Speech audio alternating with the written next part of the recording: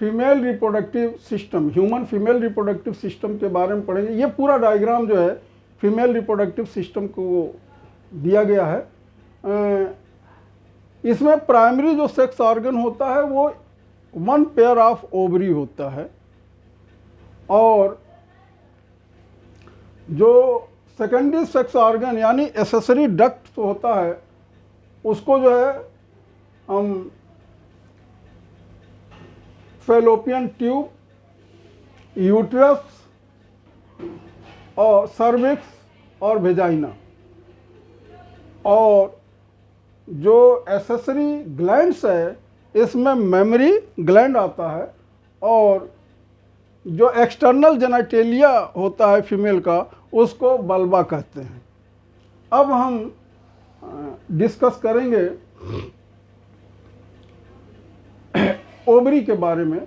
ये ओवरी जो है वह एक तरफ पेल्विक से लोअर एब्डोमिनल रीजन में, एक तरफ ये पेल्विक से और दूसरी तरफ यूट्रस से लिगामेंट के द्वारा जुड़ा रहता है।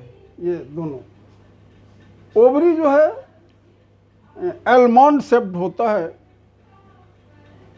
लगभग 2 to 4 सेंटीमीटर इन लेंथ होता है। इसमें जो बाहर वाला पोर्शन होता है उसमें जो है डेवलपिंग फॉलिकल होता है, और जो अंदर वाले पोर्शन को हम स्ट्रोमा कहते हैं, उस स्ट्रोमा में ब्लड वेसल्स होता है और मैच्योर फॉलिकल पाया जाता है। इस स्ट्रोमा को हम 2 भाग में बांट देते हैं।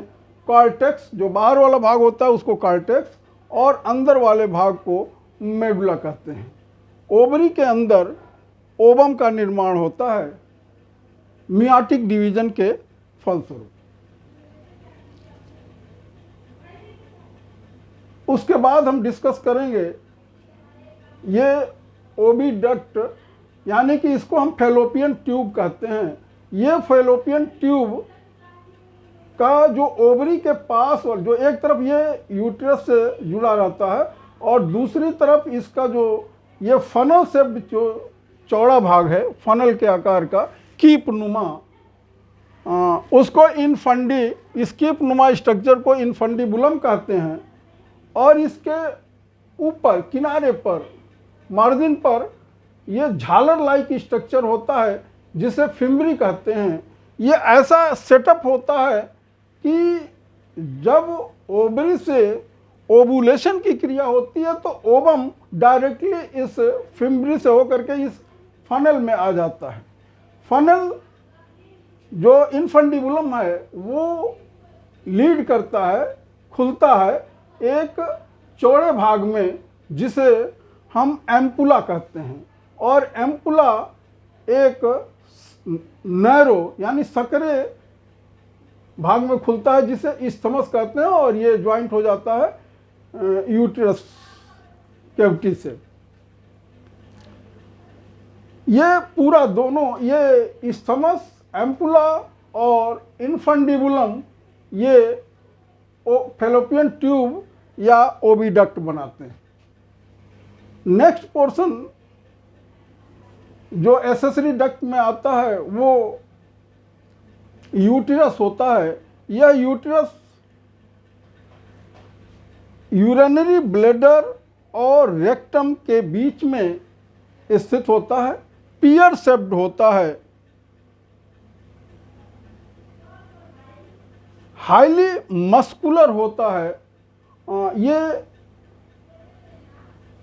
3 परतों का बना होता है।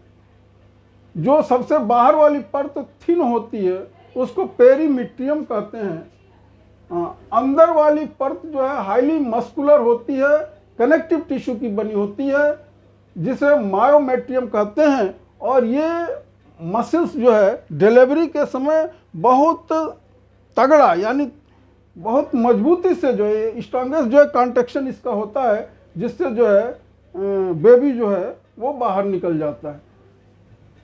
जो आंतरिक लेयर, इनर लेयर होता है, उसको एंडोमेट्रियम कहते हैं। एंडोमेट्रियम हाईली ग्लैंडुलर होता है, इसमें ग्लैंड्स होते हैं और ब्लड वेसल्स पाए जाते हैं जिनमें साइक्लिक चेंजेस आते हैं, जिसके कारण जो है फीमेल में मेंस्ट्रुअल साइकिल आती है, यानी ओवम का रिलीज होता है। यूट्रस का जो नैरो पार्ट होता है उसको हम सर्विक्स कहते हैं।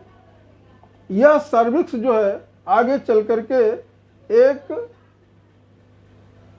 नली में खुलता है, हाईली इलास्टिक नली होती है जिसे वेजाइना कहते हैं। सर्विक्स के अंदर जो ये कैविटी होती है उसको सर्वाइकल कैनाल कहते हैं। सर्वाइकल कैनाल और वेजाइना बेबी के बर्थ के समय दोनों मिलकर के, ये सर्वाइकल कैनाल और ये वेजाइना बेबी के बर्थ के समय ये बर्थ कैनाल बनाते हैं, जिससे वो करके बेबी जो है वो बाहर आता है। ये पोर्शन जो सर्वाइकल कैनाल के ये यूट्रेन कैविटी है,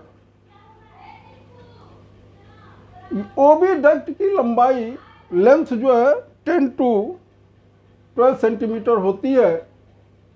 अब इसके बाद का जो पोर्शन है ह्यूमन रिप्रोडक्शन का, जहां हम मेमरी ग्लैंड से जो शुरू करेंगे, यानी कि एसेसरी ग्लैंड, और फिर जो है बल्बा के बारे में डिस्कस किया जाएगा। फिर उसके आगे का जो है डिस्कशन जो है नेक्स्ट पार्ट 2 में किया जाएगा।